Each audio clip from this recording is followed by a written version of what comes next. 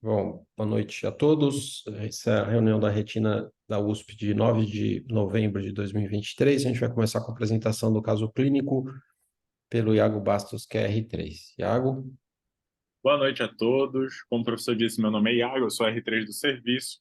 Eu vou apresentar o caso clínico da semana de hoje e eu gostaria de agradecer aos professores Sérgio Pimentel, a doutora Cleide e o doutor Marcelo Laveso por ajudarem na confecção da apresentação e na discussão do caso, e agradecer muito o doutor Guilherme Fonseca, que foi quem conduziu o caso muito bem.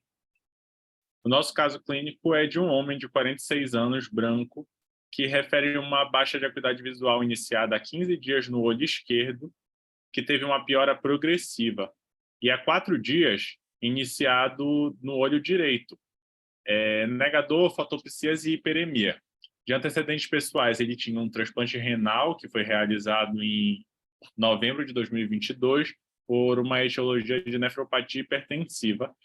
A hipertensão ele tinha iniciado por volta dos 16 anos, e de medicamentos de uso crônico, ele usava micofenolato, tacrolimus e prednisona por conta do transplante, e amlodipina, carvedilol e hidroclorotiazida para controle da pressão, e por conta própria era usuário de sildenafil e de anabolizantes. Ele tinha história de ceratocone corrigido com lente de contato, e a acuidade visual dele na entrada era de conta-dedos 1 metro e conta-dedos a 50 centímetros. Na biomicroscopia não tinha achado dignos de nota, a pressão intraocular era de 8 em ambos os olhos. Aqui tem a retinografia dele de grande angular. E aqui com um foco mais na região do polo posterior.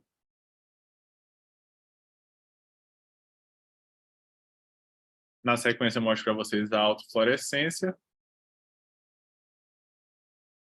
Imagens da angioflúor do olho direito.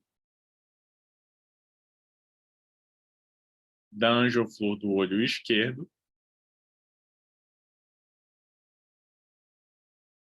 Aqui tem um vídeo mostrando o OCT da região macular.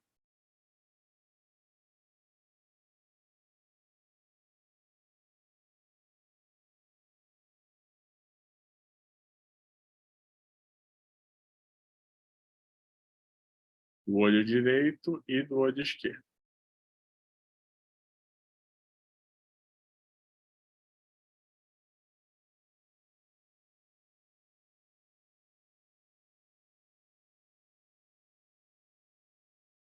Aqui eu trouxe também o OCTA do olho direito, do olho esquerdo, e em maiores detalhes o plexo superficial, profundo e da corocapilar, respectivamente, do olho direito e olho esquerdo.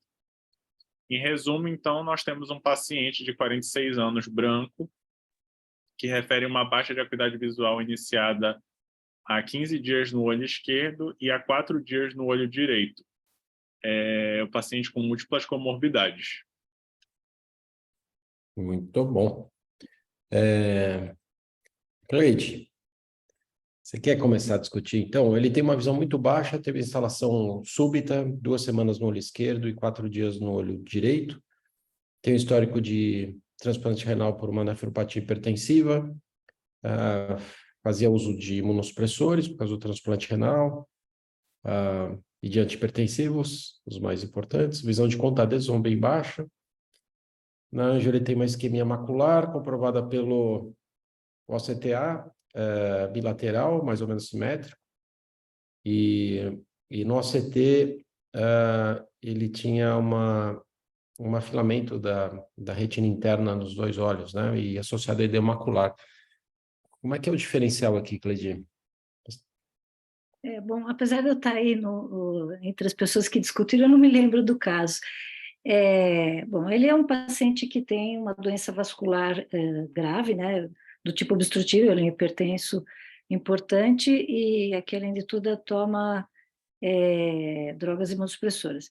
E teve, então, uma oclusão que é recente, súbita, bilateral, na vasculatura superficial profunda e pelo ACTA também na corocapilar, né? E o resultado, o edema de mácula, o pano, a mácula, tudo é consequência dessa isquemia. Então, eu imagino que ele tenha tido um gatilho, alguma coisa que desencadeou esse evento obstrutivo de pequenos vasos, que eu acho que ele tem que ser avaliado clinicamente. Não sei se ele teve um surto hipertensivo, ou se, bom, imaginar mais doenças de base ainda, acho difícil, né? Mas porque acho que a retirada do rim, aliás, ele foi nefrectomizado de um olho, isso? Não, fez transplante, né? Transplante, porque Transplante. ele teve uma É, nefropatia, ele tinha uma insuficiência renal crônica por causa de retinopatia por, hipertensiva, porque ele é por hipertenso desde os hipertensão 16 anos. puramente, né? É. E ele tem esse uso do sildenafil. O sildenafil está mais associado com eventos venosos, né? Oclusão venosa, mas é uma droga que potencialmente precisa perguntar para ele se ele nesses dias não usou uma quantidade maior do sildenafil, que poderia causar eventos obstrutivos. E então, assim, quando a gente olha no fundo de olho uma exclusão capilar tão grande da mácula, a primeira coisa que me lembra é uma retinopatia de radiação, que não é, outras retinopatias com grande exclusão capilar, diabetes, mas também não, e Colagenosos, lúpus, que também. exatamente, qualquer outra vasculite de pequenos vasos, né, vasculopatia obstrutiva de pequenos vasos, mas eu Uhum. acho que ele deve ter um desencadeante que, não sei, esse uso do sildenafil aí me parece Mas é pode interessante, ser. porque no sildenafil a gente vê em pacientes mais idosos, que são os descritos, e com neuropatia óptica isquêmica, que faz parte da faixa etária, pacientes de 70, 80 anos, né?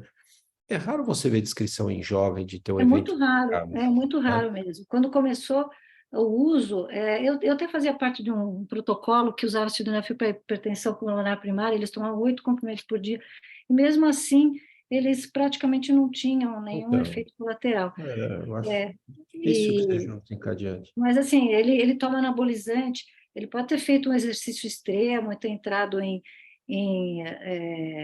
desidratação, mas é que os dois olhos não tiveram a perda visual É, simultaneamente. é. Mas eu investigaria nessa área, pesquisaria se ele fez exercício extremo, se ele desidratou, que tipo de anabolizante ele tomou, alguma coisa que pudesse desencadear agudamente uma oclusão de pequenos ramos na mácula. Cleide, eu vou só antecipar o que o Iago vai falar, mas ele não teve crise hipertensiva durante a internação na nefrologia, né? Aham. Então a pressão dele estava controlada, o Iago falou que a pressão dele era 14 por 7,5, é isso, Iago? Isso. Sem crise hipertensiva, durante a internação, quer dizer, é difícil ele ter tido antes, né? Ele estava internado quando estava a baixa divisão no olho esquerdo, Iago? Não, professor, ele foi internado por conta da baixa divisão. Quem solicitou a internação dele foi a oftalmologia. Tá. Uhum. Por conta da baixa divisão no segundo olho, né? No olho direito. Ele já tinha tido no Isso, esquerdo, isso, teve a baixa isso. no Ele segundo olho. procurou o atendimento, a Ah, gente fez a investigação dele, solicitou a internação. Eu vou falar mais para frente, porque ele começou a ter uma descompensação da parte renal também. Mostra o CTA de novo, só para a gente ver a córeo capilar, que a Cleide viu uma isquemia, eu não passou rápido aqui, eu não tinha visto. Eu não sei se tem, né? Deixa eu ver. Não, é só para a gente Uau, ver juntos você aqui. tem. Isso. Volta mais um. Então, plexo capilar superficial, com certeza, ele tem Nossa, isquemia, e o certo? profundo não dá para ver muito, mas também, né? Ele tem no É, superficial muito mas você não tem comprometido. imagem maior, Iago? Não tem aquela imagem que tem as três ampliadas? Aí. Então, em Aí, cima é o olho direito. Como é que é aqui? Em cima o olho direito, embaixo o olho esquerdo. Você vê plexo capilar superficial primeiro, que tem uma isquemia grande. Plexo capilar profundo, aparentemente também. Mas eu não sei se aqui não, é não uma. é coro capilar esse último aí. Dá para ver vaso. Se for, tá com uma segmentação É. muito ruim. Tem que checar só a A segmentação segmentação aqui. ficou ruim mesmo, mas eu acho que por conta do edema. Por causa do edema. É, Aham, é. não, ele Porque se provavelmente. tivesse coroide também, aí tinha que pesquisar uma doença sistêmica, tipo granulomatose de Wegener. Mas assim, ele é uma pessoa seguida por Não, ele não médicos, tem. né? Teria diagnóstico já, né? Então, acho que tem que ser É, dentro desse quadro que ele apresenta, eu acho que alguma descompensação aí, se ele piorou da insuficiência renal, da hipertensão. Aí acho que já tem uma explicação. Tá. Iago, você tem algum complemento para fazer da história clínica dele de evolução? Não, né? Tem o segmento dele, professor. Por conta dessas alterações que ele teve, nós começamos a fazer a investigação. E Ele aí, só para falar do PAN que você colocou, né? É que você passou rápido do OCT estrutural e a imagem está pequena. Volta lá para mostrar o PAN. No OCT estrutural, você vê isso. Se você conseguir parar a imagem na mácula, porque ele tem um edema macular nos dois olhos. E aí a gente vê aqui, né, essa imagem de aumento de refletividade na porção média da retina, né? Quer dizer, tem isso, uma isquemia aí, provavelmente de plexo capilar superficial, principalmente, mas também profundo. Então, você tem essa imagem de PAN nos dois olhos, né? Simétrico, né? isso. Junto com o edema macular, tá? Todos os plexos aí estão comprometidos. Estão afetados. Interessante, né, Cleidia, que isso está envolvendo a região central, no olho direito, você vê nos OCTs, ele tem um afilamento da retina interna mais difuso. No olho esquerdo, isso é mais concentrado na mácula mesmo, né? Região central. O olho direito foi o que começou, não, o esquerdo é que começou antes, né? O esquerdo começou antes. É. Mas o comprometimento do plexo superficial é impressionante, né? Aqui você está vendo? Você não vê, você não consegue.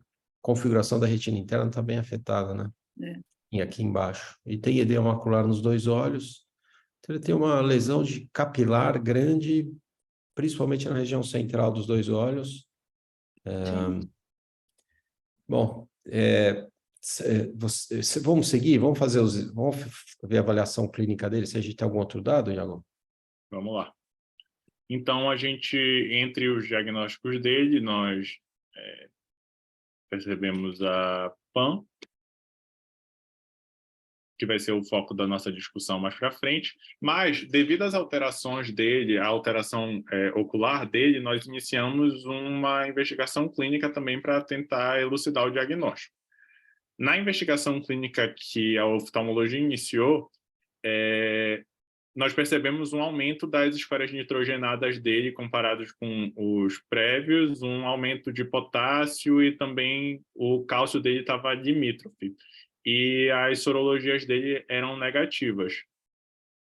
Por conta disso, nós solicitamos a avaliação da nefrologia, que acompanhava ele por conta do transplante renal, e o paciente foi, devido à piora das esferas nitrogenadas, foi submetido a uma biópsia renal. Durante a internação, como o professor disse, os controles dele pressóricos eram ótimos.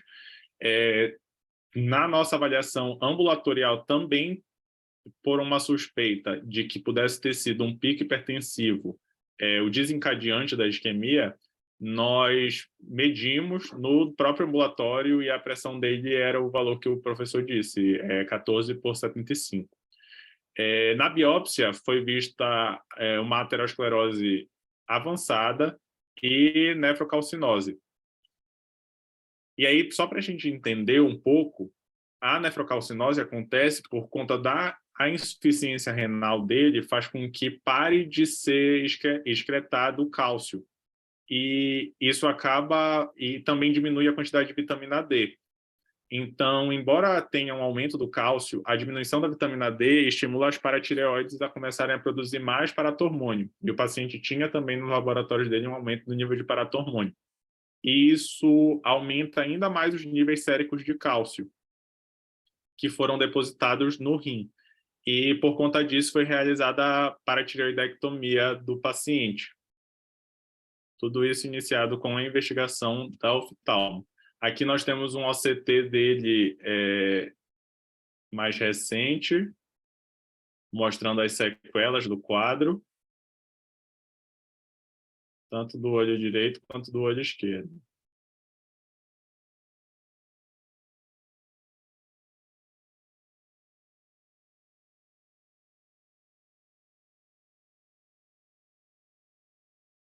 E de outras situações que foram citadas pelo paciente, a gente estava tentando elucidar o que poderia ter feito com que tivesse agudizado o quadro dele. Ele relatava que um tempo atrás a filha tinha tido dengue, mas ele não tinha sintomas muito característicos mas isso também surgiu na nossa discussão. A dengue aparece como muito exudato algodonoso, é um quadro um pouquinho diferente, não só ele tem edema macular e isquemia só. Acho que esse paciente é um que a nefro insistia que não precisava investigar porque ele estava bem, né, Iago? Isso. É Porque eu esse falei mesmo, que tinha que professora. voltar para a nefro, né? É exatamente esse o caso. Foi bem interessante por causa disso. Eu falei não é possível, ele tem uma descompensação clínica. Foi exatamente o que aconteceu. É porque aqui eu tentei dar uma resumida na história, mas quando ele chegou para a gente, ele já estava fazendo segmento na nefro, e a nefro estava considerando que o caso dele estava estável, estava só fazendo segmento de rotina. Nós solicitamos uma reavaliação dele, e entre os exames que nós solicitamos, a gente viu uma piora muito grande das escórias nitrogenadas. Nós percebemos mesmo, entre um exame e outro, entre o exame do PS e o exame realizado com 2 semanas que ele estava seguindo. E aí, por conta disso, foi entrado em contato com a nefro de novo, aí eles fizeram a investigação e eles viram que realmente estava parecendo que estava falindo o transplante e indicaram uma biópsia para saber o que estava acontecendo. E foi o período que ele ficou internado no HC. E aí o Guilherme que ficou acompanhando, Guilherme Fonseca, fazendo esse manejo, né, da interconsulta da nefrologia. E aí eles descobriram que ele estava com a nefrocalcinose, que estava com hiperpara terciário, né, porque é por conta do transplante, e indicaram a paratiroidectomia. Uhum. Mas tudo bem, mas nenhuma dessas causas explica nem a piora de função renal dele, talvez não, nem o aumento de cálcio sérico, a não ser que o cálcio sérico se deposite exclusivamente em capilar, na região perimacular, que eu não vi isso descrito antes. A gente vê maculopatia por talco, né, em usuário de droga endovenosa, e aí você tem embolização, por isso na região macular um quadro pode ser parecido com o dele, mas ele não é usuário de droga e o cálcio sérico não há. A nefrocalcinose, ela Outra deposita nos condição. vasos retinianos, mas geralmente é visível, né? Ela dá uma oclusão de toda a rede vascular retiniana, mas a gente vê até no fundo de olho os depósitos branquinhos na parede dos vasos, ocluindo tudo, e dá, inclusive, áreas de derme, de necrose de derme, com formação de feridas, de abscessos, E que ele é não tem a nada fase disso. final da insuficiência renal, né? Uhum. E ele não tem esse quadro Não tem, né? sistêmico, nem o quadro ocular sugestivo, né? Mas que É ele ocluiu a interessante. vasculatura superficial e profunda da retina é um fato, Ele, né? agora a gente tem que ver a causa disso, qual que é o gatilho. Interessante, ele não teve uma hipertensão arterial aguda durante a internação, quer dizer, então é pouco provável que ele tenha tido antes, né? E tenha melhorado espontaneamente, né? Esses níveis de cálcio eram muito altos? Professora, no exame dele era limítrofe o Ah, nível de cálcio, só que o nível de paratormônio era bastante alto. sim. Mas não tem relação, né, de É, hiperparatiroidismo com oclusão vascular, né? O hiperpara acaba tirando o cálcio do osso e jogando para a circulação, certo? É isso, a pessoa mas a gente tem teria uma que ver o depressão de cálcio cálcio. depositado, né? O cálcio vai sendo eliminado, né? É. Mas não... Aí o cálcio teria eliminado, só que como ele tem o problema renal também, aí vai aumentando o nível sério, porque ele não depleta o cálcio. Certo, mas Iago, você falou que ele não tem um nível sérico muito aumentado de cálcio, ele tem limítrofe, é isso? Isso. Então, não sei se esse é um motivo. É um caso que a gente tem um diagnóstico oftalmológico, que ele tem uma isquemia macular bilateral, né? A perda de retina interna, redução de plexo, mas a causa sistêmica desse evento não fica, a gente não consegue fechar num diagnóstico, né? Enfim, eu acho que tem que conversar mais com o pessoal da clínica da Nefro e ver se tem alguma coisa a mais aí que está faltando nisso, né? O caso é super interessante, o caso é muito interessante, embora a gente não possa fazer nada de tratamento aqui, né? E o Tem... aspecto, pode falar. não, eu ia falar do aspecto estrutural do PAN na mácula, né? para quem estava na reunião de manhã, é exatamente o oposto do que tinha hoje, que esse é um PAN de origem arterial, né? Ele começou com uma insuficiência arterial, aí o primeiro plexo que fecha é o profundo e intermediário, faz o PAN, aí depois fecha o plexo superficial também, e aí depois evolui para uma atrofia de todas as camadas da retina, o que eles chamam de PAN globular, que é o plano de origem, é o plano de origem arterial. O que a gente viu hoje de manhã era um PAN de origem venosa, ele começa com uma dificuldade de retorno venoso e só faz o PAN mesmo, só compromete o plexo intermediário profundo ao redor das vênulas, né, que é uma dificuldade de retorno venoso. E esse aqui é o arterial, que evolui super mal, evolui com atrofia, não há recuperação da visão desses pacientes. E alguma outra evolução aqui, ou você vai fazer a revisão? Não, professor, agora eu já vou partir para a revisão. Tá, então ótimo. Então vamos fazer a revisão de PAN, né? Certo? Isso. Tá. Bom, primeiro para a gente se localizar na vascularização retiniana. Essa nutrição da retina ela precisa acontecer de uma forma que não haja interferência na captação da luz. Então, a vascularização não pode ser muito robusta. E ela vai ser dividida de forma trilaminar nessa região parafoveal. Vai ter o plexo capilar superficial, que vai ficar na camada de células ganglionares. Tem o plexo capilar intermediário, entre a nuclear interna e a plexiforme interna, e o plexo capilar profundo, entre a nuclear interna e a plexiforme externa. Esse fluxo não é tão bem compreendido, mas sabe-se que ele ocorre de forma vertical, ou seja, ele vai se originar da arteríola, vai vir no plexo capilar superficial e, posteriormente, vai em direção ao plexo capilar profundo. E a drenagem vai acontecer principalmente no plexo capilar profundo.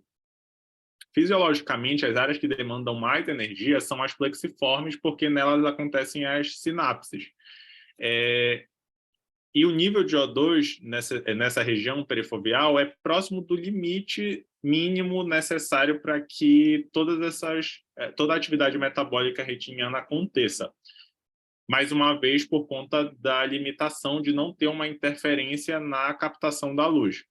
A autorregulação da PO2 ela acontece por camadas, então tem a autorregulação que acontece na camada superficial, a autorregulação que acontece na camada intermediária e a autorregulação que acontece na camada profunda. E essas respostas são mais abruptas no plexo capilar profundo.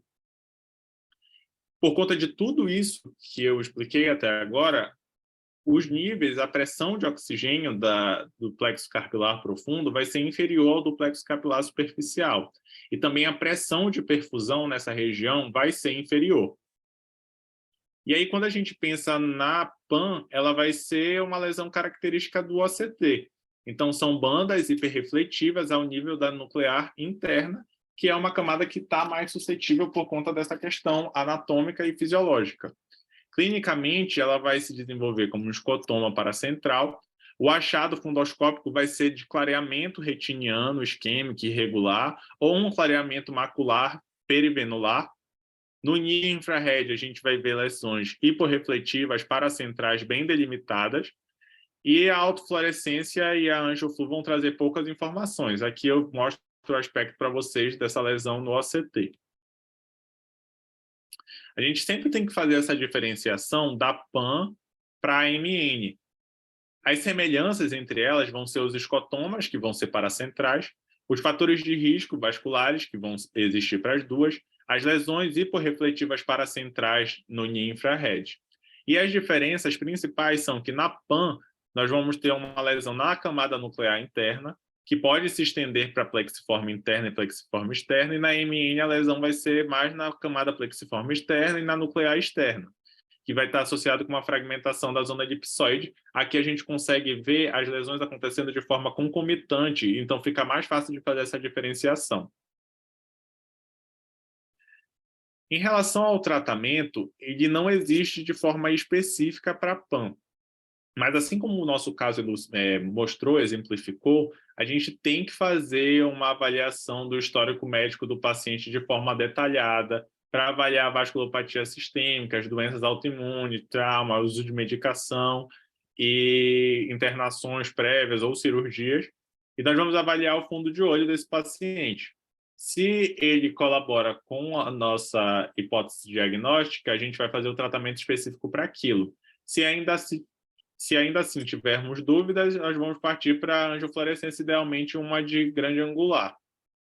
E aí nós vamos procurar aspectos de uma oclusão venosa ou uma oclusão arterial para fazer o tratamento específico. Se ainda assim surgirem dúvidas, vamos precisar fazer uma investigação ainda mais detalhada.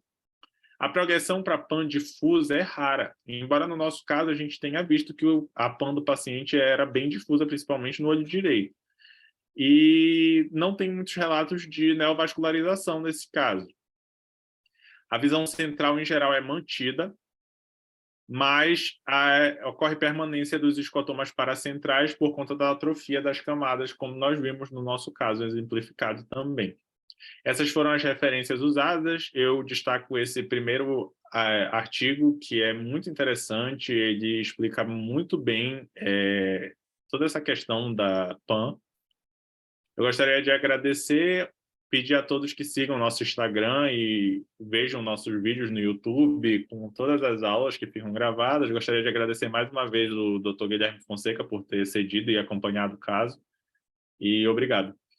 Ótimo, Iago. Parabéns pelo caso, tá? Para você e para o Guilherme, excelente. Ótimo. A gente continua acompanhando esse caso. Se tiver alguma novidade em relação ao diagnóstico do fator de gatilho, a gente representa, hein? Tá? Se deixar, professor. Ótimo, parabéns. Ótimo, Iago. Obrigado. Isso. Agora a Paula vai apresentar. A Paula Dandara, que é fellow de primeiro ano, vai apresentar a imagem da semana. Paula, compartilha. Ótimo. Falta colocar no modo de apresentação. É isso. Perfeito. O áudio, a gente não está ouvindo você ainda.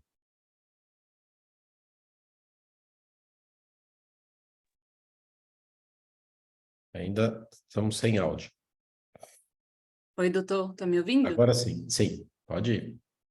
Então, boa noite, meu nome é Paula, sou fellow de retina do primeiro ano, vou apresentar a imagem da semana.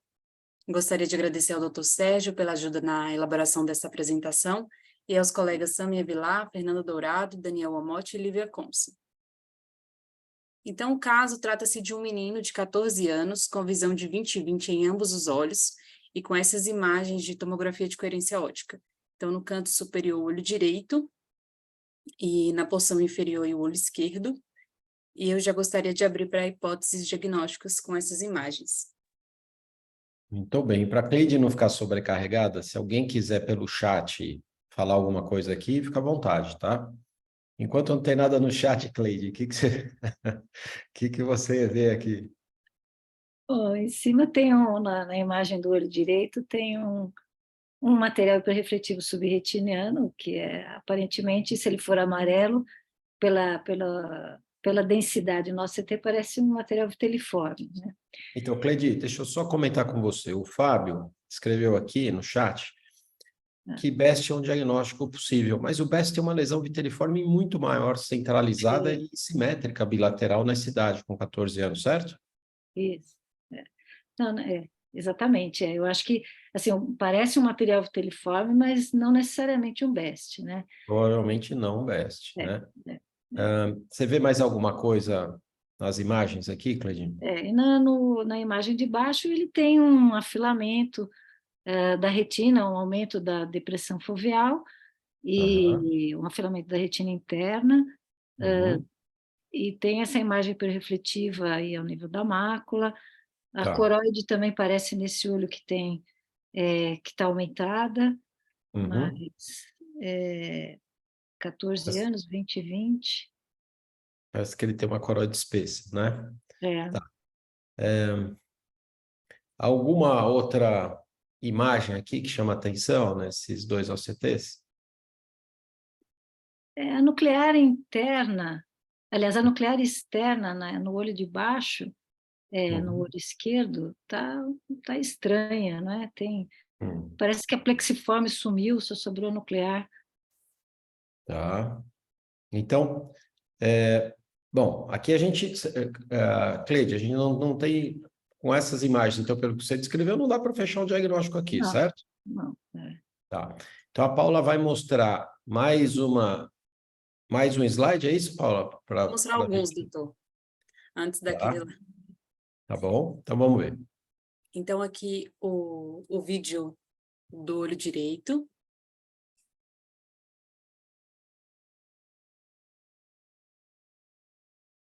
Do olho esquerdo.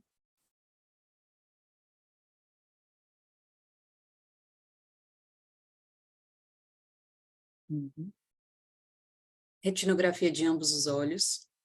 Então, ele tem uma lesão viteriforme mesmo no olho direito, certo? Lesão amarela, deve ser hiperalto essa lesão. Isso mostra que ele tem uma falha, provavelmente, de funcionamento do EPR localizado aí, certo? No olho esquerdo, talvez ele tenha tido, ainda está formando essa lesão viteriforme, provavelmente ainda está formando, mas ela é pequena, o BEST é muito maior. Aqui não sugere o BEST pelo menos nessas imagens aqui, tá? Mas fica como diagnóstico diferencial, que foi lembrado aqui. Mais alguma imagem aqui que vocês veem? Chama atenção no ACT é que ele tem múltiplos afilamentos da nuclear externa, né? Como se ele tivesse tido áreas focais de atrofia, como se ele tivesse tido um monte de PANS nos dois olhos. Acho que está até mais intenso no olho esquerdo. E tem uma redução também na retina interna, na área macular do olho esquerdo. E aqui parece que os vasos não estão normais também, não sei se ele é hipertenso, se ele tem uma doença vascular. Ele não é hipertenso e nem tem doença vascular, mas parece que os vasos têm anomalias aqui, né? Exatamente. Uma tortuosidade aumentada, algum outro vaso que você... Tem um aumento de reflexo dorsal, uma tortuosidade arteriolar aumentada. Tá. Então, ele tem hipertensão também. Ele é Tem hipertenso? hipertensão, né? Tem também, né? Uhum. Tem hipertensão também, então. Tá. Tá. Quer ir mais para frente, Paula? Aqui a retinografia de grande angular do olho direito. Tá. Do olho esquerdo. Tá. Autofluorescência do olho direito. Do olho esquerdo. Tá. Aqui o OCTA do olho direito. Volta um pouquinho na grande angular, só para ver se alguém nota alguma alteração aqui que a gente não tem a ver. Aí temporal tem essa comunicação, né? Essa tortuosidade venosa, assim, é uma comunicação, é uma nova arcada temporal aí, né? Isso aí acontece em falciforme, né? Tá. Essa comunicação e a tortuosidade do pólipo posterior também. Diminuição da retina interna também por isquemia pode. Não é típico, né? Mas pode ocorrer. Eu pesquisaria alguma síndrome com hiperviscosidade nele. Tá. Então, eu acho que também tem que pensar, tem algumas facomatoses que têm alterações vasculares, tem aquele clipotrenonê e algumas outras da mesma família que podem ter comunicações arteriovenosas e dilatação vascular. Tá. Então, é interessante que vocês viram alterações vasculares que ele tem mesmo e descreveram, e que daí chama a atenção da gente para outros diagnósticos diferenciais de malformações vasculares, certo? Ou malformações já congênitas, entre aspas, né? Mas adquiridas precocemente, ou talvez eventualmente até congênitas quanto essas facomatoses, ou adquiridas posteriormente, como na falciforme, certo? Então, essas alterações vasculares dele chamam a atenção, e elas são bilaterais, né, Paula? Vê no outro olho. Tá? Então, na periferia temporal, você tem alterações semelhantes, certo? Então, ele tem alterações vasculares, ele tem uma lesão viteliforme macular, ele tem uma coroide espessa, mas ele tem uma alteração que é patognomônica que vocês ainda não viram. Então, Paula, segue, não? Sim. Aqui o OCT angiógrafo do olho direito, mostrando os plexos superficial, profundo, corocapilar e coroide mais profunda. E aqui a mesma sequência do olho esquerdo. Para aqui mais uma vez, doutor, pode mostrar. Aqui, olha, o plexo capilar superficial, eu não vejo muita alteração, concorda, Tereza e Cleide? Os dois olhos. Mas né? profundo, acho que a falciforme volta para uma boa hipótese, né? O profundo do olho esquerdo parece alterado, né? Do olho direito um pouco menos, mas ambos têm alteração, certo? E na corocapilar, por essa imagem, se ela tiver aqui o scan certinho, né? O slab certo aqui, ela não está normal aqui na corocapilar, interessante, né? Não sei se é por uma compressão da coroide espessa dele, né?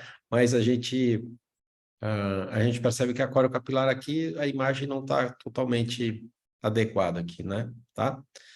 Agora a Paula vai mostrar uma alteração que vai dar o diagnóstico aqui, né? Então, Paula. Então, essa é a verdadeira imagem da semana, e eu gostaria de abrir para diagnóstico oftalmológico e sistêmico desse paciente. Esse é o head-free dele, num aparelho que mostra todo... Normalmente a gente vê essa imagem no OCT, ao lado das imagens do OCT estrutural, a gente vê aquela imagem pequenininha aqui. E essa é uma imagem grande, num outro aparelho. Qual que é o aparelho que foi feito aqui? O aparelho do Heidelberg, né? Isso. E a gente vê o head-free com várias dessas alterações esbranquiçadas. E essa imagem está profunda, né? Provavelmente uma imagem na coroide, né? Associada a essas alterações vasculares que ele tem no polo posterior, com as outras alterações vasculares que ele tem na periferia. É neurofibromatose mesmo? Neurofibromatose. Como é que chama o japonês lá que deu o nome disso, que eu esqueci? Eu sempre esqueço o nome dele. São os nódulos de Yasunori. Então, é isso que a gente queria mostrar, porque a Paula vai descrever, mas é importante porque se um garoto vem para a gente vai fazer o OCT por alguma alteração visual que ele tenha, e naquela imagenzinha pequena que a gente vê do OCT, do head-free, né, do infrared, ao lado do OCT estrutural, a gente vê essas lesões esbranquiçadas. Isso é muito sugestivo de neurofibromatose tipo 1. A gente faz o diagnóstico mais importante do que os nódulos de Lisch, como a Fernanda, que é PhD nisso agora, não é Paula, como a Paula, que é PhD nisso, vai mostrar para a gente. Então, isso é mais prevalente do que os nódulos de Lisch nessa população de neurofibromatose. E a gente pode fazer o diagnóstico fazendo um OCT e olhando o neuroinfrared. Aqui está numa imagem maior, para a gente perceber o quanto de nódulos que tem na coroide. Os nódulos de Lisch estão na íris, os nódulos de Yasunori estão aqui na coroide, tá? E com neuroinfrared a gente consegue ver isso, né? Tem outras alterações vasculares que vocês descreveram, tem aquela lesão viteliforme que pode aparecer também, não é tão comum, e aí a Paula vai fazer uma revisão desse tema, então, certo? Bacana, né? Muito. Muito bom. Muito. E aqui, seguindo, então, os pacientes... Pode seguir, doutor? Pode seguir.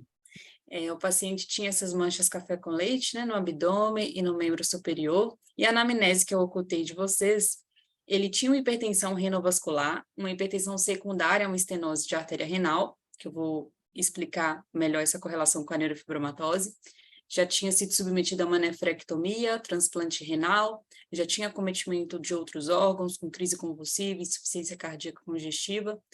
O pai era também portador de neurofibromatose 1 e tinha 2 irmãos natimortos. Não foi possível investigar com maior extensão a família, porque tanto o pai quanto a mãe eram filhos adotivos. E aqui, claro que eu coloquei a imagem da semana para dificultar um pouquinho só a imagem do OCT, mas existe uma correlação dessas imagens no infrared com essa hiperrefletividade aqui no OCT. Então, percebam que nessa porção mais temporal é possível ver os vasos da coroide e essa hiperrefletividade aqui pelos nódulos, de certa forma, apagam esses vasos. E no olho esquerdo isso fica até mais evidente, que usando aqui como referência a fóvea, né, um pouquinho mais nasal, você vê essa lesão mais hiperrefletiva e tem essa correspondência aqui no neuroinfrared. Então, fazendo uma revisão sobre a neurofibromatose 1, ou doença de von Recklinghausen, ela é causada por uma mutação no gene NF1, localizado no cromossomo 17, é transmitida por herança autossômica dominante, e esse gene codifica a neurofibromina, que é uma proteína supressora de tumor. Então, ela regula negativamente o proto-oncogene RAS, e a atividade do RAS sem oposição vai gerar um crescimento celular excessivo e formação de tumores. Então, esse paciente ele tem predisposição para desenvolver tumores benignos e até malignos. Esse desenho esquemático, com mutação na neurofibromatose, mostra o envolvimento de múltiplos órgãos. Então, aqui na pele, com acometimento dos melanócitos, pode ter a formação desses amartomas na íris, né, que são os nódulos de Lisch, e os amartomas são essa mistura de tecidos anormais, mas tecidos que são próprios daquele local. Aqui na pele, as manchas hipercrômicas, né, manchas café com leite, o acometimento de células nervosas, gerando esses tumores benignos, né, os neurofibromas cutâneos ou plexiformes, os gliomas de vias ópticas e o acometimento ósseo, gerando escoliose e pseudoartrose. Essa imagem evidencia melhor esses nódulos de Lisch. Aqui uma sequência de T2 na ressonância, com esse hipersinal sugestivo de glioma, e os neurofibromas eles podem acometer também a pálpebra e na infância pode gerar ambliopia.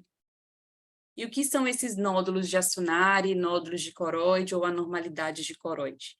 Na verdade, eles foram descritos há mais tempo, mas em 2000, Asunari e colaboradores examinaram 33 olhos de pacientes com neurofibromatose 1 e 76 olhos de pacientes com controle da mesma idade. E eles viram que, sob exame de luz infravermelha, haviam várias lesões brilhantes e regulares em todos os olhos com neurofibromatose 1, e nenhuma anormalidade correspondente no exame convencional de fundo de olho ou na angiofluoresceinografia, como é o caso do nosso paciente. Então, essas lesões não têm correspondência no fundo de olho. E os nódulos da íris foram observados em menos pacientes, né, em 76% deles.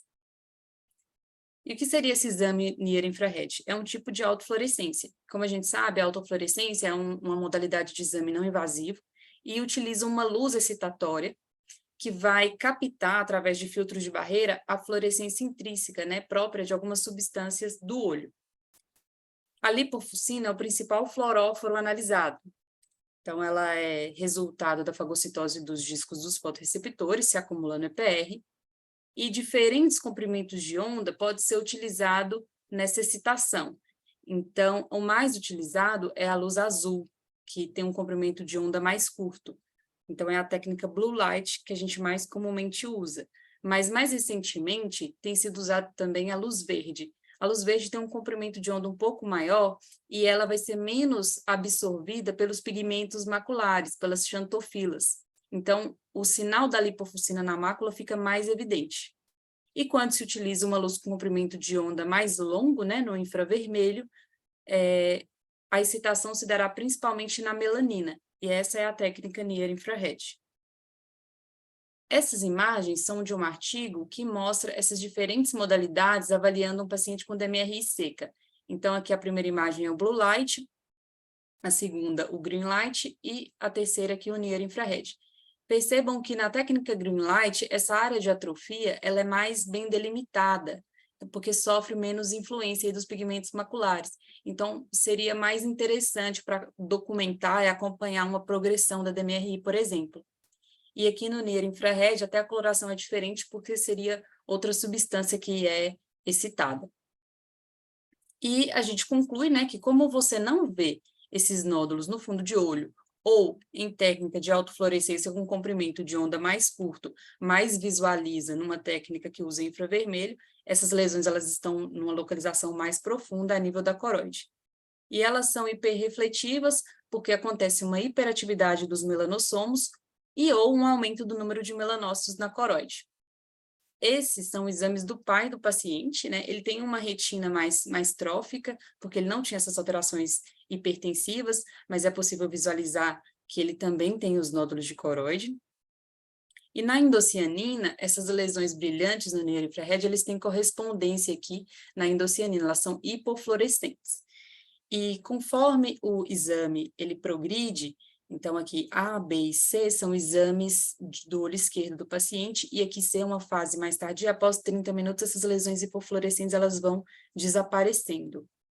Então, como isso se justifica? Em exames histopatológicos pós-mortem, eles identificaram que, na verdade, esses nódulos, entre aspas, seriam corpos ovoides. que consistem em células de Schwann hiperplásicas, melanócitos derivados da crista neural e células ganglionares dispostas em anéis concêntricos ao redor dos axônios. Então, na verdade, são lesões amartomatosas, semelhante aos nódulos de Lisch. Esse material seria refrátil e, presumivelmente, ele bloqueia a fluorescência dos vasos da coroide, e aí, com o tempo, esse corante vai sendo extravasado para o estroma e essas lesões hipofluorescentes elas vão desaparecendo. Essas anormalidades de coroide, elas mostraram uma sensibilidade muito grande de 97,5%, isso é superior aos nódulos de Lisch, mas inferior às manchas café com leite. E a especificidade pode chegar a 100%. Então, em 2021, essas anormalidades elas foram incluídas nos critérios diagnósticos de neurofibromatose. Então, hoje você pode, né, como critério oftalmológico, avaliar 2 ou mais nódulos de Lisch na íris, ou 2 ou mais anormalidades na coroide, definidas como nódulos brilhantes e irregulares, visualizados por tomografia de coerência óptica ou pelo Near Infrared. E essas anormalidades, elas se mostram com uma idade de apresentação mais precoce do que os nódulos de Lisch. Então, aqui são imagens da íris do nosso paciente de 14 anos. Então, percebam que essas lesões amartomatosas, elas não são tão evidentes. Como, por exemplo, no pai dele, né, de 41 anos, vejam como é muito mais fácil identificar essas lesões. Então, às vezes, quando chega uma criança para a gente no consultório, né, um pedido de avaliação da dermatologia, da neurologia, e eles precisam de, talvez, esse critério diagnóstico para fechar, esse critério oftalmológico para fechar o diagnóstico, seria muito mais fácil identificar esses nódulos de coroide que são mais precoces, mais facilmente identificados do que os nódulos de Lisch. E a hipertensão secundária na neurofibromatose, ela acontece em aproximadamente 6% das crianças e se deve mais à estenose de artéria renal. O que acontece, né? Um neurofibroma comprime a artéria renal, gera uma hipoperfusão do tecido renal, ativa o sistema renina-angiotensina-aldosterona e eleva a pressão arterial. Pode haver também envolvimento de outros vasos importantes, como vasos mesentéricos, aorta, vasos cerebrais, e essa vasculopatia na neurofibromatose é uma importante causa de morte nesses pacientes. Então, aqui, como a doutora Cleide falou, ele tem áreas de isquemia, né, da retina. Essas imagens inferiores são do Atlas do Januzzi, que mostra, como o Iago deu aula para a gente, de PANC numa fase mais aguda, ou exudatos algodonosos, que também acontece na retinopatia hipertensiva. Aí os exudatos, eles são mais superficiais, né, a nível da camada de fibras nervosas, camada de células ganglionares, mas todas elas, com o tempo, na cronicidade, elas evoluem para a atrofia dessas respectivas camadas. Mas existem também a descrição de anormalidades vasculares relacionadas diretamente à neurofibromatose. Então, foram descritos 3 padrões. A primeira seria uma tortuosidade vascular mais simples, que é a mais frequente e a menos específica, um padrão tipo saca-rolhas em espiral e um padrão mais complexo, tipo moia-moia. É controverso na literatura se existe uma correspondência topográfica entre as anormalidades de coroide e essas anormalidades vasculares. Mas o que se acredita é que a neurofibromina, que é a proteína deficiente na neurofibromatose, ela é muito expressa no endotélio vascular. Então, na sua deficiência, vai acontecer uma proliferação, degeneração e cicatrização da parede do vaso, levando a um remodelamento vascular. E esse padrão em saca-rolhas e o tipo moia-moia se mostrou com uma alta especificidade diagnóstica para a neurofibromatose. Aqui o paciente ele tem essas anormalidades vasculares, né, na periferia. É difícil agora, como ele teve tantas alterações hipertensivas, também determinar se são diretamente da mutação do NF1, ou das alterações hipertensivas, ou de ambas. Em estudos caso-controle, com CT angiography, em 2021, eles evidenciaram um aumento do fluxo do plexo capilar superficial e uma redução associada no fluxo vascular da coroide. Eles concluíram que acontecia uma redistribuição patológica do fluxo vascular pela presença dos nódulos.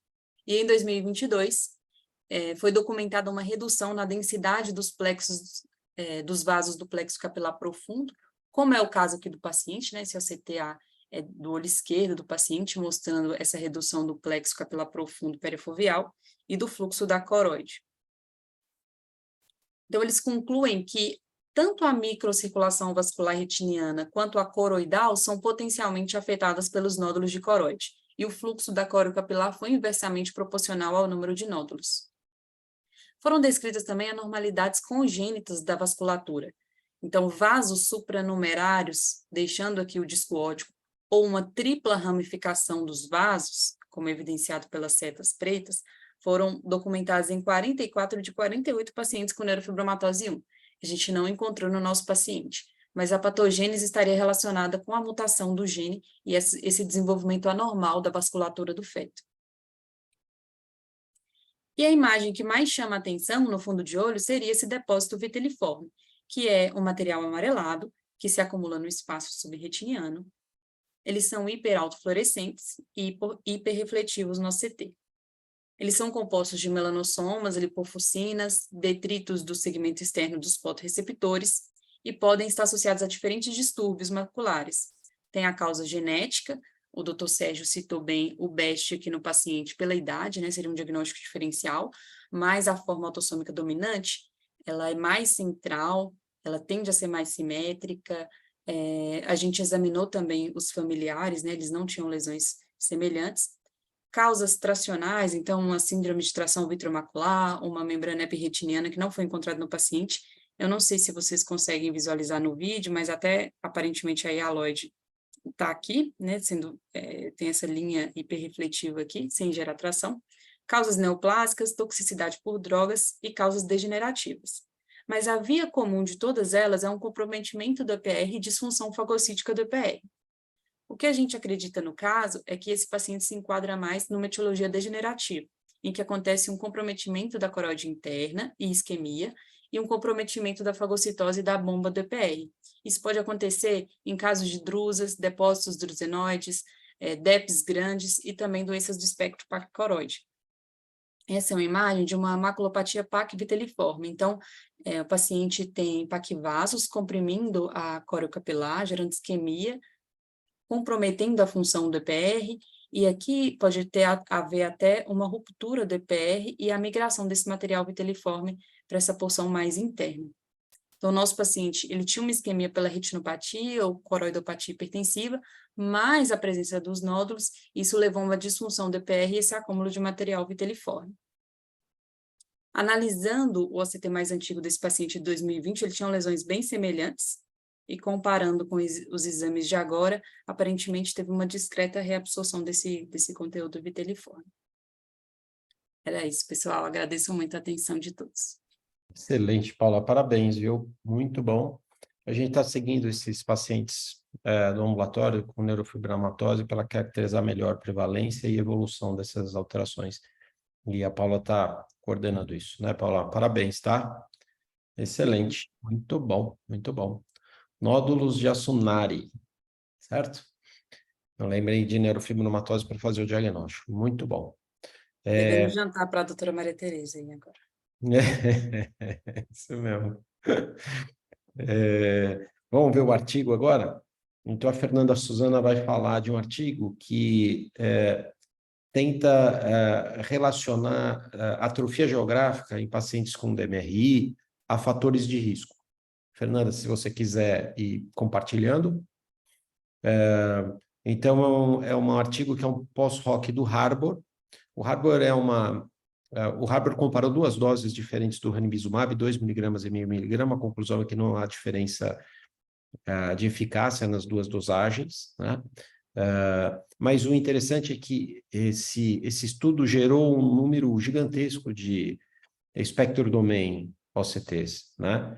E você pode fazer outras perguntas para esse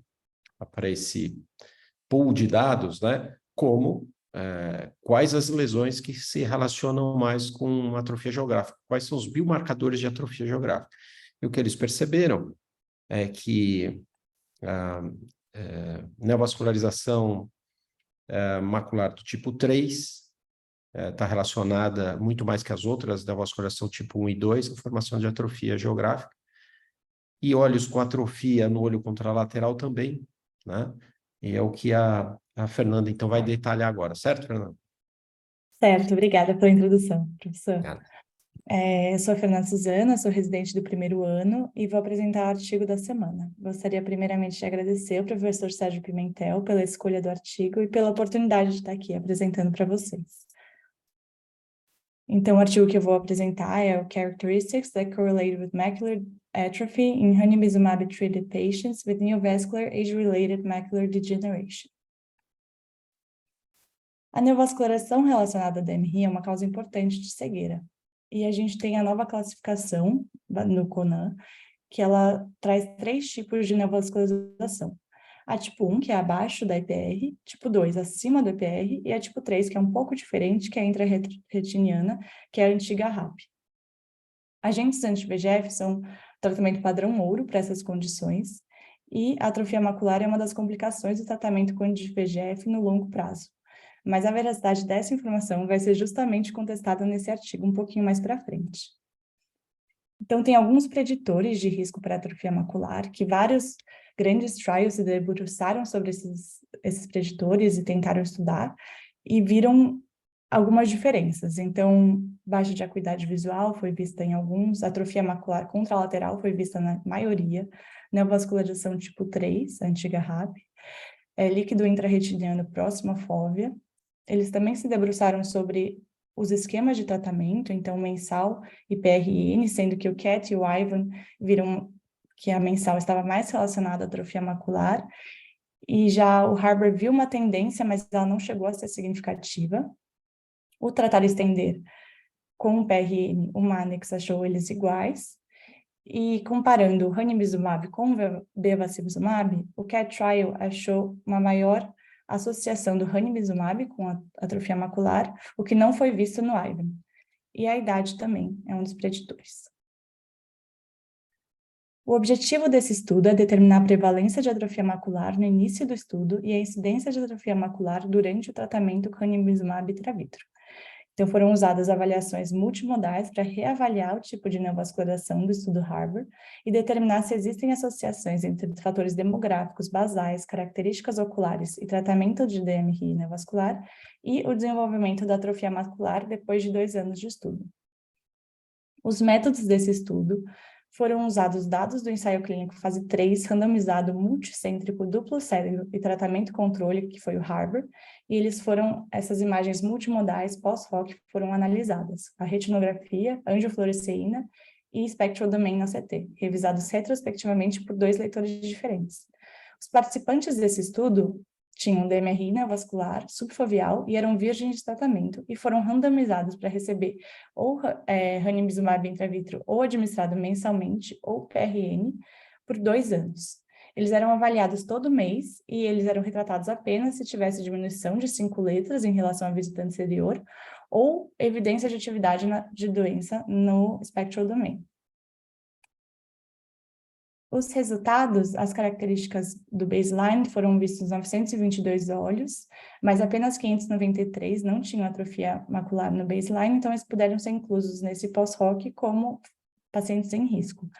A maioria dos olhos apresentava líquido subretiniano, intrarretiniano e descolamento do epitélio pigmentado, e a neovascularização tipo 1, 2 e 3 estava presente em 19 a 34% dos olhos do estudo. Por outro lado, nos olhos contralaterais, uma taxa bem maior, de menos do que 9%. Esse gráfico é bem legal, que eles mostram que teve uma maior proporção de neovascularização tipo 3 no início do estudo. Teve maior proporção de pacientes com neovascularização tipo 3 que desenvolveram atrofia macular, então quase 50%, é um valor bem alto, em relação àqueles que tinham ou neovascularização tipo 1 ou tipo 2, ou ambas, uma neovascularização mista, que foi praticamente metade, né, 26,5, 29,1 ou 34,6. E o grande gráfico do estudo, que é esse hazard ratios, que eles mostram. Aqui. Que eles mostram que analisando a neovascularização tipo 3 com qualquer outro tipo de neovascularização, então tanto com a neovascularização tipo 1 isolada, quanto a 2 isolada, quando ambas juntas, ou nenhuma neovascularização, a tipo 3 sempre dava um fator de risco significante. Então, ela pode ser considerada um fator de risco independente. E outras associações que eles viram foi a presença de atrofia macular no outro olho, no início do estudo, e um fator de proteção foi a melhor acuidade visual basal. Não acharam mais nenhuma outra comparação que indicasse risco aumentado ou diminuindo.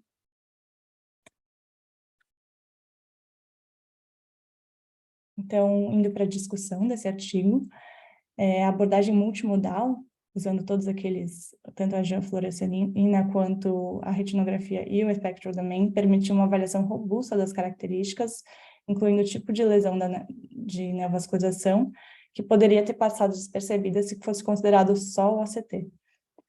E esse estudo viu que a neovascularização tipo 3, atrofia macular no olho contralateral e pior acuidade visual no início dos estudos correlacionaram com o desenvolvimento de atrofia macular no olho depois de 2 anos. E esse resultado ele é um pouco diferente daqueles resultados que a gente viu nos trials anteriores, no começo dessa apresentação. E isso pode ser explicado porque eles utilizaram uma abordagem mais abrangente nesse estudo, essa abordagem justamente multimodal. E, apesar dessas diferenças, tem algumas semelhanças. Então, na vascularização tipo 3 está de acordo com o CAT Trial, a atrofia macular contralateral está de acordo com o CAT Trial, com Ivan e com o Harvard original, e a baixa acuidade visual também de acordo com o CAT Trial. Já a dose ou regime de ranibizumab não se correlacionaram com o desenvolvimento de atrofia macular, o que está em desacordo tanto com o CAT quanto com o Ivan. E uma informação importante é que o Ivan eles também fizeram uma análise pós-hoc e pegaram as imagens e revisaram. E nessa análise revisada das imagens, eles não encontraram aquela associação que eles tinham visto no Ivan original. E isso, assim, faz a gente pensar que, às vezes, esses trials maiores, que têm muitas informações, eles deixam de pegar as sutilezas, porque eles também não param sempre nos detalhes. E as limitações desse estudo é que ele é uma análise pós-hoc. O estudo original não tinha um desenho pré-especificado que considerasse a triagem de pacientes e obtesse um poder estatístico para detectar um efeito de atrofia macular por tipo de neovascularização. Então, é exatamente aquilo que a gente já falou. Ele era um estudo muito mais abrangente, o que é importante, mas ele não tinha esse detalhamento para a neovascularização, que apresentou nesse pós-hoc.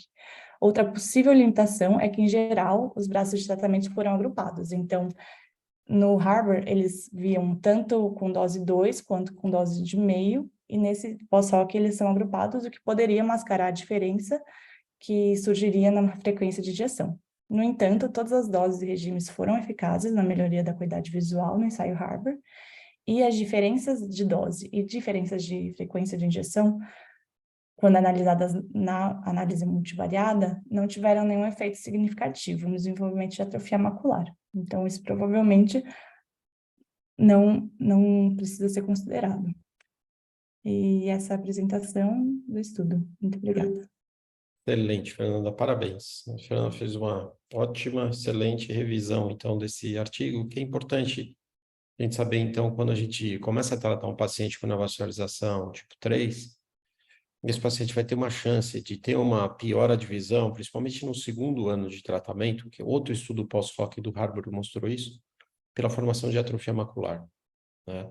Então, se você comparar com a vascularização tipo 1 e 2, então a vascularização tipo 1 e 2, ao longo de 2 anos, em geral, mantém a acuidade visual. Eles têm um ganho da acuidade visual inicialmente com o tratamento e mantém no segundo ano isso.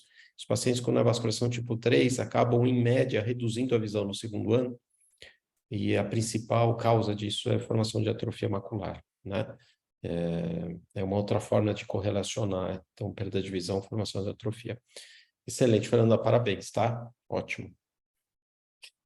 Agora a gente vai ver o caso cirúrgico, o Fábio Gomes, que é preceptor, que vai apresentar. Fábio? Opa, boa noite, professor, tudo bem? Boa noite. Boa noite, pessoal. Eu gostaria de agradecer primeiramente, durante a apresentação do caso cirúrgico, ao Dr. Rony Preste por ter entrado na cirurgia me orientado no pré e no intraoperatório, o Dr. Sérgio Pimentel pelas orientações no caso, na apresentação, o Dr. Pedro Caicon, do Hélio Primiano, pela orientação no pré e no pós-operatório, a doutora Júlia pelo auxílio na cirurgia, e o Dr. Tiago pelo acompanhamento no pré-operatório e manejo do caso. Bom, dando início, o caso clínico é de um homem de 44 anos, branco, que deu entrada no PS por conta de um trauma no olho esquerdo por um facão há um mês. E aí foi submetido à sutura córneo-escleral, e esse paciente foi encaminhado pelo trauma, que o mecanismo foi por uma faca de açougueiro, esse trauma penetrante. E foi realizada a sutura em agosto de 23, evoluindo com baixa acuidade visual após a realização da sutura e do trauma. Antecedentes oftalmológicos não tinha nada digno de nota. Na acuidade visual, ele era 1 do olho direito e percepção luminosa do olho esquerdo. Não tinha nenhuma alteração na motricidade ocular. E a biomicroscopia do olho esquerdo, no pré-operatório, era essa aqui apresentada, onde tinha uma córnea transparente com ferimento linear, suturado e comprometendo parcialmente o eixo visual. Apresentava saido negativo, câmara formada com sinéquia iridocorneana no local do ferimento e sinéquia posterior e cristalino opacificado e subluxado para inferior. Como o fundo de olho era impossibilitado, a gente fez o ultrassom do olho esquerdo, onde temos alguns cortes aqui do ultrassom, demonstrando o descolamento de retina total, um leve descolamento de coroide, um espessamento da parede da coroide e o cristalino subluxado. Bom, diante do quadro de um paciente do sexo masculino, 44 anos, branco, com DR total, apresentando descolamento de coroide e o cristalino subluxado, gostaria de abrir para a discussão referente a quais especificações e cuidados no pré, no intra e no pós-operatório, qual a indicação cirúrgica para o caso, o tamponete vítreo adequado para o caso em questão, e se realizaria a fixação da lente no mesmo tempo cirúrgico ou no segundo tempo operatório. Tá. Então, antes de começar a discutir, vocês podiam colocar como co-anfitrião o Hélio Primiano, Mauro Goldbaum, Paulo Zantucci. Não sei se a Maria Tereza se despediu para sair, se ela ainda estiver aí, incluir a Maria Tereza também. Porque daí eles podem fazer a discussão aqui. Se o Tiago também da Alcântara quiser participar também, comentando, tá? Então, a primeira pergunta é o que a gente tem que fazer de cuidado pré, intra e pós-operatório. Em geral, você tem um trauma de segmento anterior, todas essas suturas, a visualização vai ser difícil. Então, o que precisaria inicialmente ser feito no segmento anterior para ter uma melhor visualização do segmento posterior, né? Como vocês operariam esse descolamento de retina que aparece pelo ultrassom associado ao descolamento de coroide, né? No final da cirurgia, eu acho que a gente acaba escolhendo, dependendo de como a gente localizar a ruptura e dos fatores de risco, se a gente vai tamponar com gás ou silicone, né? E a gente pode discutir isso no final, depois da apresentação. E como esse paciente estava fácil pelo trauma, a fixação da lente é melhor fazer nessa cirurgia no primeiro tempo, ou aguardar o regulamento da retina e fazer no segundo tempo. Então, quem tiver disponível aí para falar, se tiver já com o microfone, pode falar. Tem alguém que esteja de co-anfitrião já? A única... Foi mal, pode falar. Em relação à lente, indo de trás para diante, a priori eu não me preocuparia muito. Enfim, é um caso difícil, eu deixaria a discussão da lente para o segundo caso. A única vantagem da lente talvez fosse segurar, no caso tem que usar óleo de silicone, tem mais chance da lente de segurar o óleo lá para trás. Mas, a priori, eu acho só tornaria o caso mais complexo sem um ganho, enfim, importante aí. Eu focaria mais no descolamento de retina, menos na questão da afasia do paciente. Antigamente, sem as lentes, a visualização de white field era mais difícil, mais chance de precisar aqueles transplantes a quente, enfim, a gente tem que usar a prótese para fazer a vitrectomia e depois fazer o transplante. Mas com as lentes que a gente tem atualmente, muitas vezes a gente consegue, mesmo com essa opacidade inferior, fazer a cirurgia de forma adequada. A prioridade é colocar a retina de volta no lugar. Eu faria, enfim, prepararia fazer uma vitrectomia, talvez provavelmente colocar uma faixa, algum elemento de 360 graus e faria, enfim, depende de o que encontrar no intraoperatório, trataria de acordo. Perfeito. Uau. Antibiótico sistêmico, não entendi há quanto tempo faz que o paciente teve o trauma, mas faria antibiótico sistêmico se é uma coisa recente e não está recebendo, por via das dúvidas, e é isso. Ótimo, ótimo, Mauro. Hélio, você consegue falar? Consigo. Não, eu acompanhei um pouquinho desse caso, então deixei para o pessoal comentar um pouco que... Mas uma das discussões, até no dia, o Milani deu uma olhada nesse caso também, era realmente as alternativas de você ter visualização do polo da região do segmento posterior, né? Sem precisar manipular esse tecido primeiro, porque tinham sinéquias, tem uma vascularização nessa região e poderia sangrar e comprometer toda a visibilidade, né? Essa foi um primeiro pensamento, porque a hora que fosse manipular esse tecido, talvez isso sangrasse e dificultasse o procedimento do segmento posterior. E aí, eu concordo com o Mauro, acho que com os recursos que a gente tem, eu tentaria apenas dilatar e fazer a abordagem do segmento posterior, sem tentar manipular num primeiro momento essa região, né? A região do segmento anterior, eu não manipularia. E só manipularia se não tivesse jeito. Acho que a faixa é uma indicação praticamente absoluta nesses casos, principalmente pela contração que existe nesses traumas, né, da retina, então é importante isso, mas tem que tomar cuidado, né, para ver esse ferimento foi exclusivamente corneano ou foi corneoescleral, porque senão você tem que explorar para ver até onde foi a extensão na conjuntiva para ver se até onde foi, se foi... Ele atingiu uma parte da esclera, mas uma parte pequena, tá? Certo? De qualquer forma, tem que fazer a Certo. exploração, né? Só para ver até onde foi a extensão. Ótimo. Não é isso aí. Acho que... Mas eu começaria sem manipular. Eu já sei, eu tenho um pouquinho do caso na cabeça, mas eu começaria a cirurgia olhando um caso desse no consultório, sem manipular esse tecido, essa sinéquia anterior aí. Eu acho que sem manipular a cinética talvez não seja muito adequado, porque tem muita opacidade, pelo menos pela foto, Hélio e Mauro, na região pupilar. Eu acho que você conseguiria aspirar isso, tentar dilatar um pouquinho a pupila com dilatador de íris, e daí você conseguiria ter um acesso melhor à visibilidade, né? Do segmento posterior. Tem um comentário, vale para também surgir catarata. Eu acho, no fundo, eu gosto de fazer iridectomia.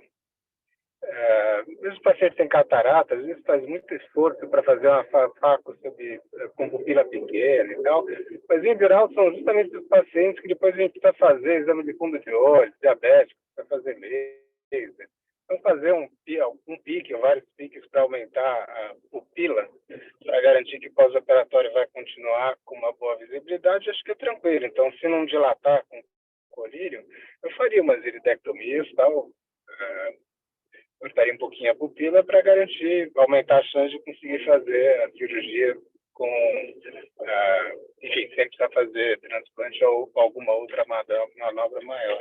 E para garantir que no pós-operatório a gente consiga fazer o monitoramento adequado. Né? O gancho também seria uma alternativa, né, Mauro? Se tivesse uns ganchinhos. Então, essa história do gancho. Eu vejo o pessoal colocando gancho, mas aí você tira o gancho e aí você não consegue ver, às vezes, depois, né? Então, eu prefiro... Eu sei que aumenta o risco de inflamação, de ter fatores de PVR e tal, mas, pelo menos, você garante que o pós-operatório seja bem realizado. Eu prefiro, em vez do gancho, fazer iridectomia. Esse é um ponto, talvez, um pouco controverso, né? Eu prefiro colocar sempre o gancho de íris, poupar o tecido iriano, mas eu concordo que não é um tema absoluto, né? Tem divergência sobre isso, tá? Acho que essa foto fui eu que tirei. Eu vi esse paciente antes de subir para a cirurgia. Acho que essa é minha, Fábio, essa daí, essa foto? Aquela que eu te Professor, passei? essa foi o Thiago que tirou, Ah, mas tá bom. foi com É as suas parecida com também. aquela já. Tá bem Sim. parecido.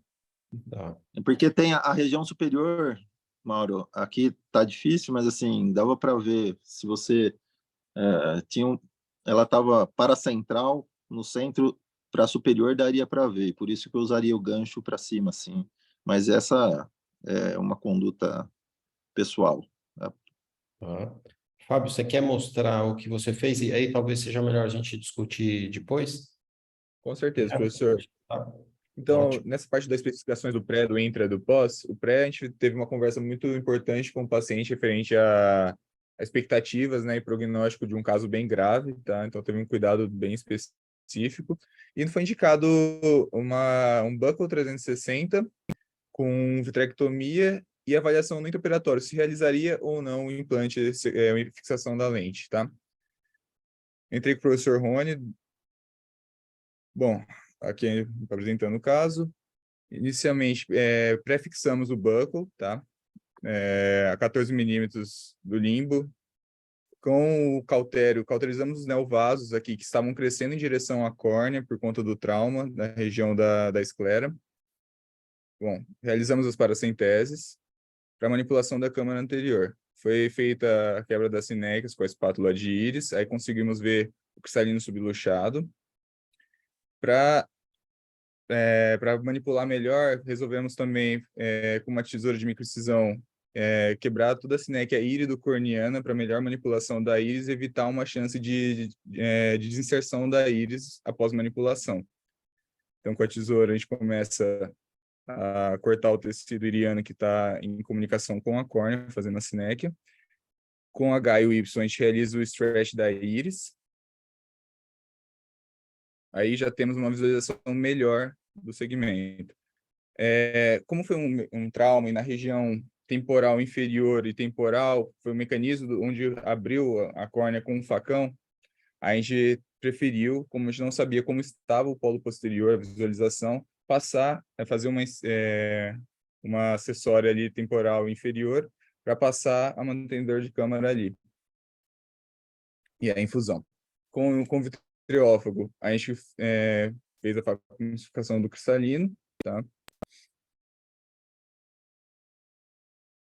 Pronto, liberando o eixo. Conseguimos passar para o polo posterior para a realização da vitrectomia da hemorragia vítrea. Conseguimos avaliar melhor agora o descolamento de retina, que antes a gente estava vendo apenas pelo ultrassom. Apresentava um bolsão elevado em todos os quadrantes, descolamento total.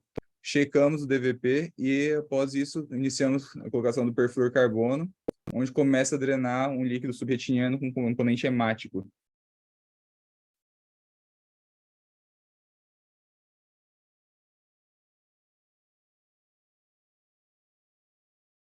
A gente dá uma aspirada para limpar todo esse componente alaranjado e consegue ter uma ideia melhor de como estava a retina com o perfluorcarbono agora. Fomos para o shave da base vítrea e avaliação dessa região.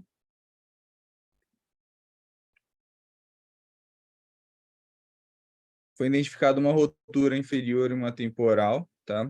Voltamos para o segmento anterior para fixação do buccal com ponto em U, tá? Apertando bem ele.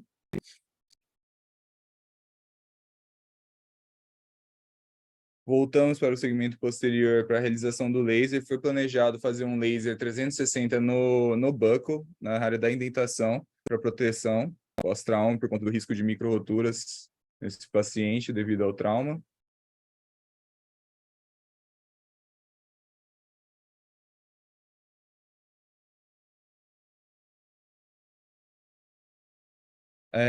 E no intraoperatório, como a cirurgia estava indo tudo dentro do planejado, passamos a infusão da câmara que estava na câmara anterior para a parte plana, e aí decidimos por realizar a fixação com a técnica de Yamane.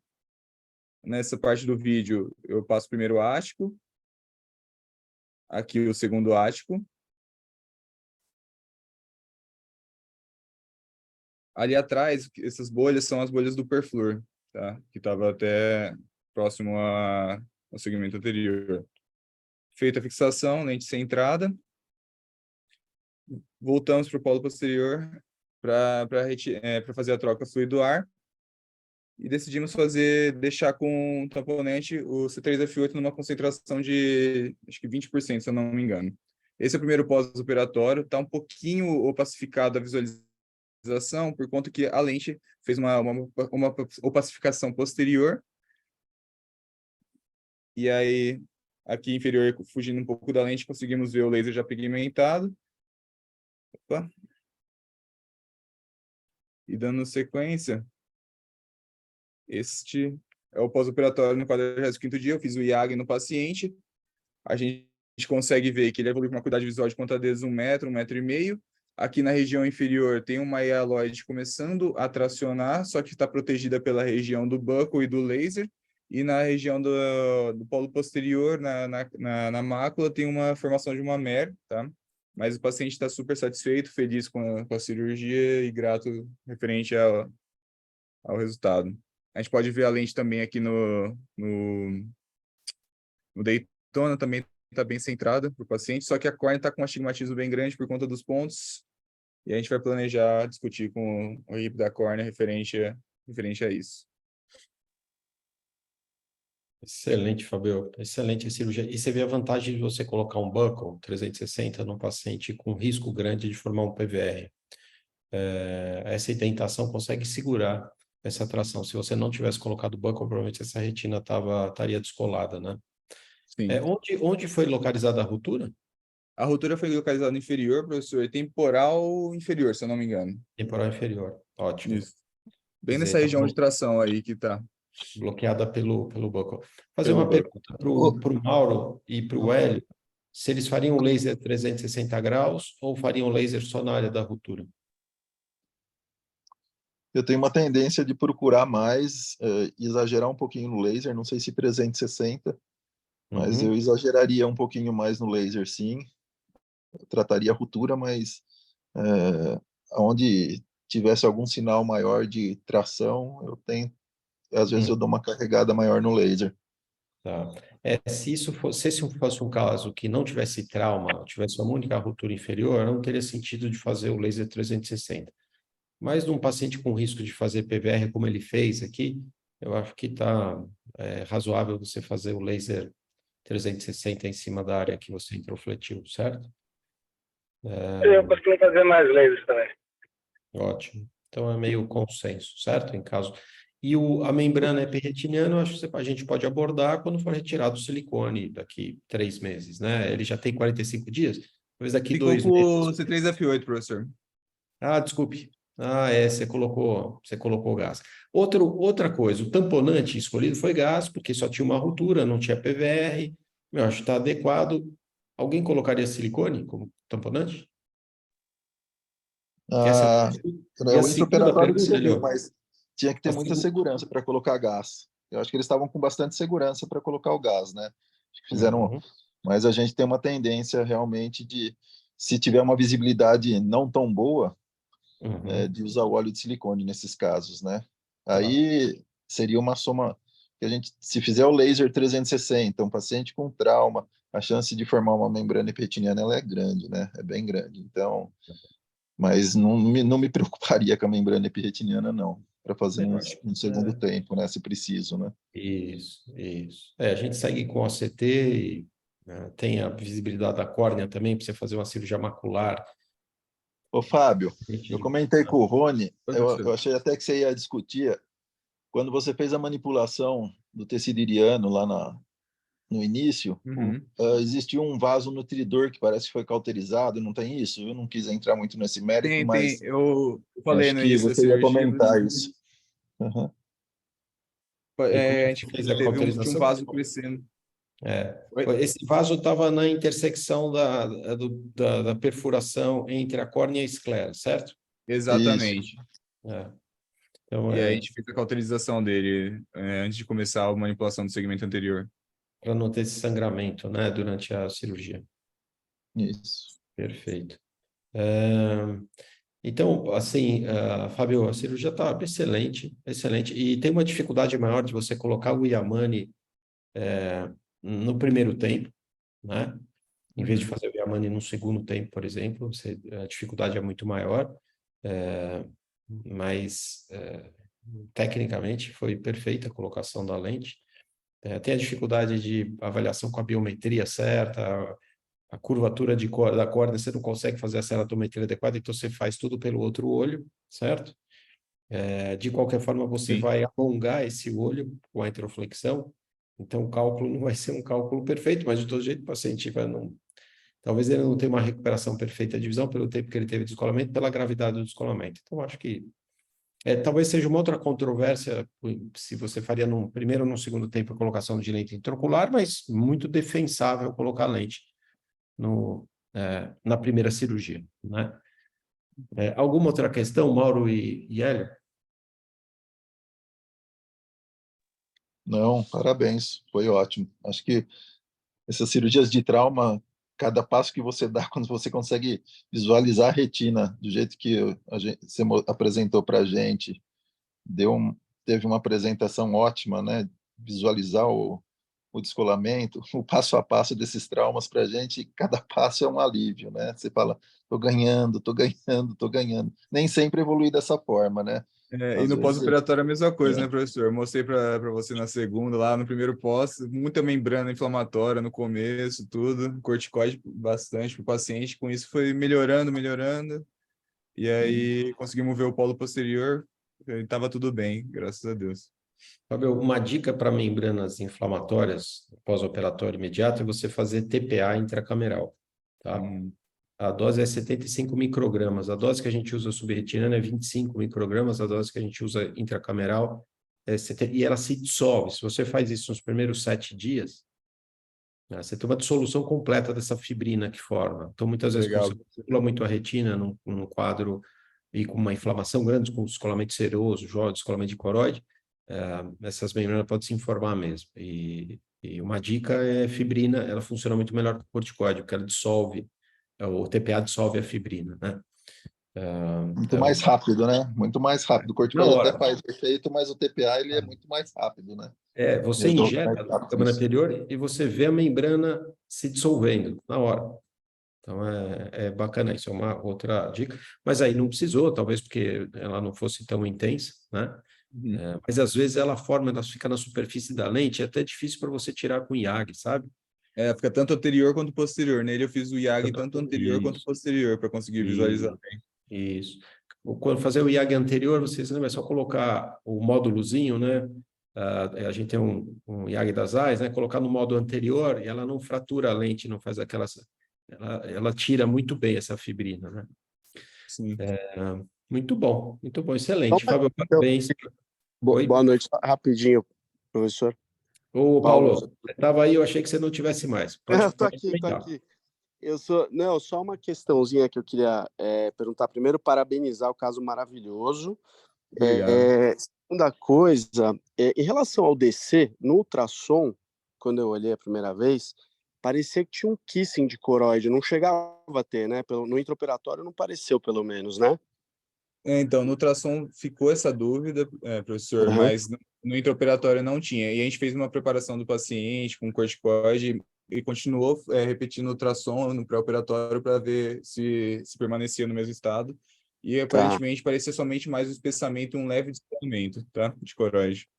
Ah, tá legal, né? Porque se tivesse um kissing, uma coisa que eu faria, talvez, eu faria em 2 etapas, talvez eu fizesse uma drenagem primeiro da coroide antes de começar a cirurgia, uma drenagem externa da coroide, mas então pelo jeito não era um kissing, só foi aquela primeira imagem do ultrassom que pareceu. Isso. Mas parabéns pelo caso aí, maravilhoso. Obrigado. Então, Fábio, parabéns mesmo. A cirurgia é tecnicamente muito difícil, como são em geral os traumas grandes, né, envolvendo o segmento posterior, ainda com a combinação do segmento anterior e posterior, mais difícil ainda. Parabéns para você e para o Rony aí pelo caso, tá? E o Hélio participou também aí dessa avaliação, né? Então, ótimo. Parabéns. Joia. Obrigado. Então, a gente vai encerrar a reunião hoje, dia 9 de novembro. Eu queria agradecer a todos que participaram aqui, primeiramente na discussão, o Hélio Primiano, o Paulo Zantucci, a Maria Tereza Bonanomi, o Mauro Goldbaum e a Cleide Machado, e os apresentadores aqui do caso cirúrgico Fábio Gomes, do artigo a Fernanda Suzana, da imagem a Paula Dandara e do caso clínico Iago Bastos, tá? E até quinta-feira que vem. Um abraço para vocês. Ótima sexta-feira, ótimo final de semana para todo mundo. Obrigada, doutor.